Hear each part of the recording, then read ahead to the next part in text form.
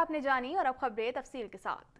Mohali corona virus से मजीद 58 अफराद जाम बहक हो गए, जिसके बाद अमवात की तादाद 11,374 हो गई। पाकिस्तान में कोरोना के तस्दीक शुदा केसेस की तादाद 5,35,914 हो गई। मजीद जानते हैं इस रिपोर्ट में।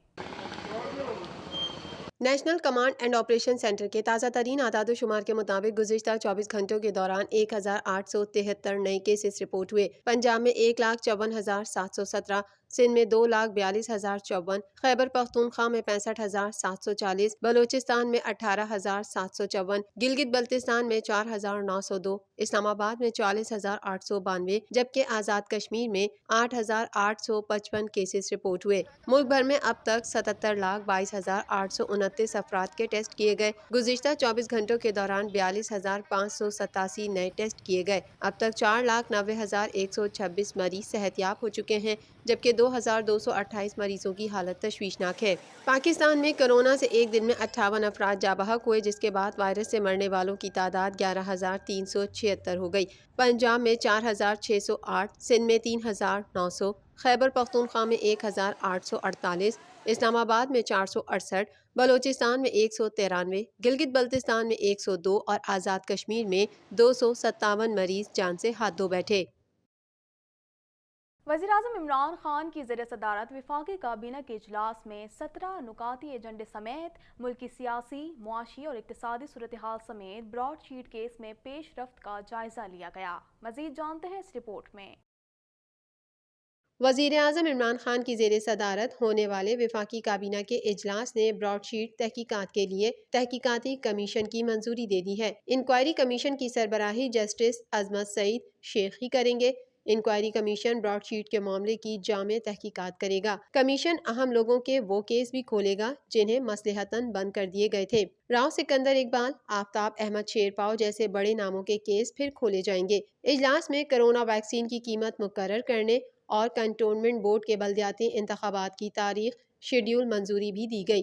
काबीना इजलास में इस्लामाबाद हाई कोर्ट अहकामात के तहत काबीना कमेटियों की तश्कील का मामला रखा गया, जबकि F9 पार्क की खाली जमीन के एवज मकामी और आलमी सतह पर सकूक बॉन्ड्स के इजरा और किनफिट में लाजमी सर्विसेज एक्ट के निफाज की तौसी की मंजूरी भी एजेंडे में शामिल रहा। वफाकी काबीना को माहौलियाती आलूदगी इंटरनेशनल नेटवर्क में शमूलियत पर ब्रीफिंग दी गई, जबकि सिक्योरिटी प्रिंटिंग कॉरपोरेशन लाजमी सर्विस एक्ट की तौसी, नादरा के माली साल 2020 के मालियाती अकाउंट्स ऑडिट और नया पाकिस्तान हाउसिंग अथॉरिटी में अलॉटमेंट पॉलिसी के MOU की मंजूरी भी दी जाएगी।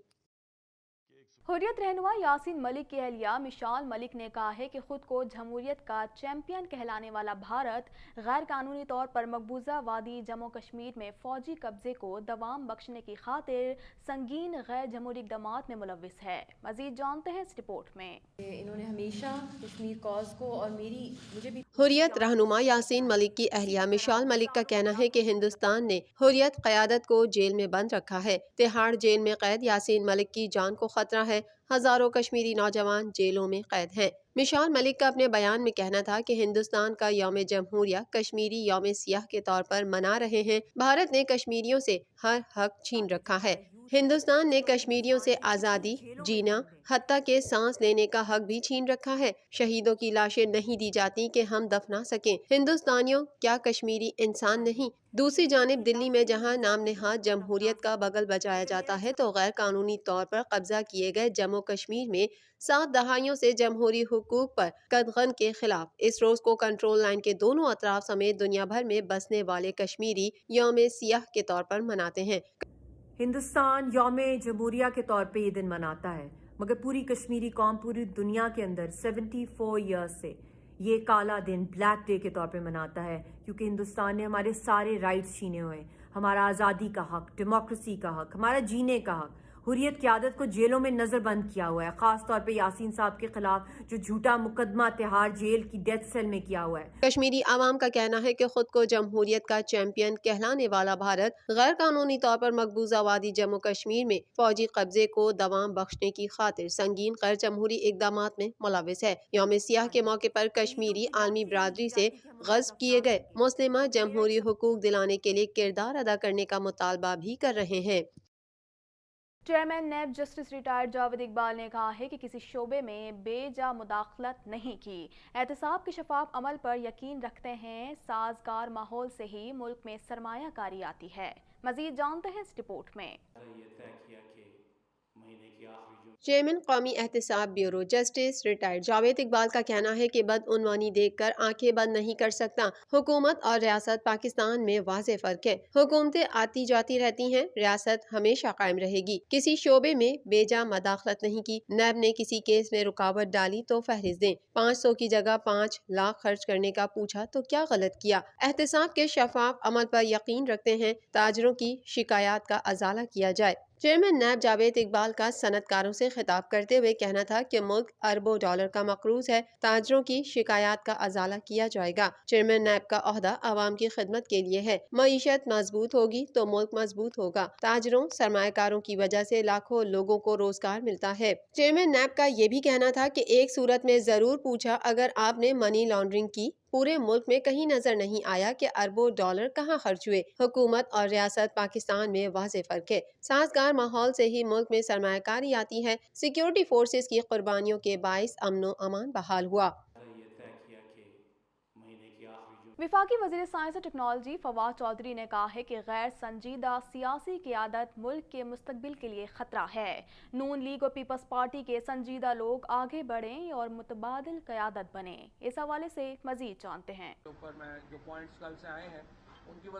وفاقی وزیر سائنس اور ٹیکنالوجی فواد چودھری نے کہا ہے کہ غیر سنجیدہ سیاسی قیادت ملک کے مستقبل کے لیے خطرہ ہے۔ نون لیگ اور پیپلز پارٹی کے سنجیدہ لوگ آگے بڑھیں اور متبادل قیادت بنے۔ گورننس، الیکشن اور عدلیہ اصلاحات انتہائی اہم ہیں، لیکن اس نابالغ قیادت سے کون مذاکرات کرے؟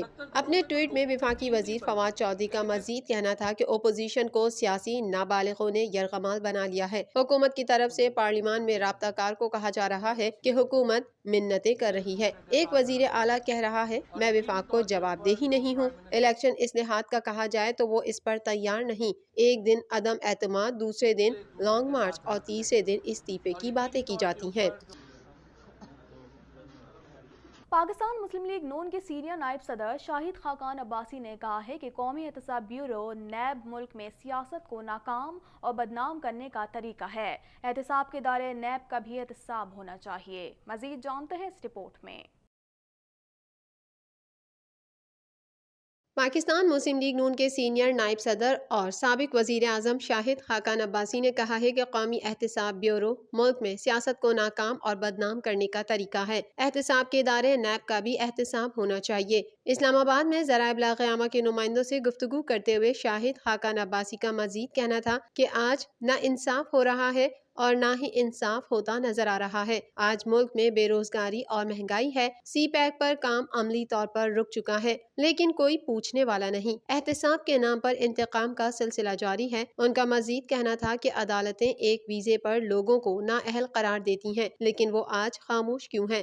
وہ کون تھا جو براڈ شیٹ کے مالک سے ملا؟ احتساب کا ادارہ سمجھا جانے والا آج خود قابل احتساب ہے۔ آج نیب سے کوئی پوچھنے والا نہیں۔ نیب ملک میں سیاست کو ناکام اور بدنام کرنے کا طریقہ ہے۔ براڈ شیٹ معاملے میں سابق صدر پرویز مشرف کا نام بھی آتا ہے، ان کا بھی ریمانڈ لیا جائے۔ شاہد خاقان عباسی کا یہ بھی کہنا تھا کہ نیب 20 برسوں سے براڈ شیٹ کا معاملہ چلا رہی ہے۔ براڈ شیٹ تو صرف ایک کیس ہے، ایسے کئی کیس نیب کی نا انصافیوں کی داستان ہے۔ براڈ شیٹ دستاویزات کا بہت چھوٹا حصہ عوام کے سامنے آیا۔ ہمت ہے تو تفصیلات لائیں، بڑے بڑے نام منظر عام پر آئیں گے۔ سیاستدانوں سے جس معیار کے سوال کیے جاتے ہیں اسی طرح کے سوال کیے جائیں تو نیب کے 3 چیئرمین جیل میں ہوں گے۔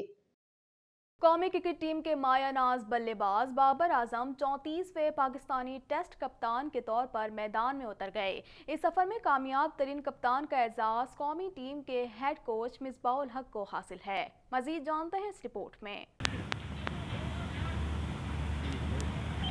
قومی کرکٹ ٹیم کے مایہ ناز بلے باز بابر اعظم 34ویں پاکستانی ٹیسٹ کپتان کے طور پر میدان میں اتر گئے۔ پاکستانی ٹیسٹ کرکٹ تاریخ کے پہلے کپتان عبدالحفیظ کاردار تھے۔ انہوں نے 1952 سے 1958 تک 23 مقابلوں میں قومی ٹیم کی کمان سنبھالی اور 6 فتوحات حاصل کی، جبکہ اتنے ہی مقابلوں میں شکست کا سامنا بھی کرنا پڑا۔ اس سفر میں کامیاب ترین کپتان کا اعزاز قومی ٹیم کے ہیڈ کوچ مصباح الحق کو حاصل ہے۔ انہوں نے 56 مقابلوں میں سب سے زیادہ 26 فتوحات سمیٹی۔ 19 میں ناکامی ہوئی، 11 میچز ڈرا ہوئے۔ عمران خان اور جاوید میانداد نے 14 مقابلوں میں کامیابی حاصل کی۔ دورہ نیوزی لینڈ میں بابر اعظم کی انجری کے سبب محمد رضوان کو پہلی بار قومی ٹیسٹ ٹیم کی قیادت کا موقع ملا۔ منگل کو بابر اعظم 34ویں کپتان کے طور پر میدان میں اتریں گے۔ دوسری جانب پاکستان اور جنوبی افریقہ کے 26 باہمی میچز میں سے 15 میں پروٹیز نے فتح سمیٹی۔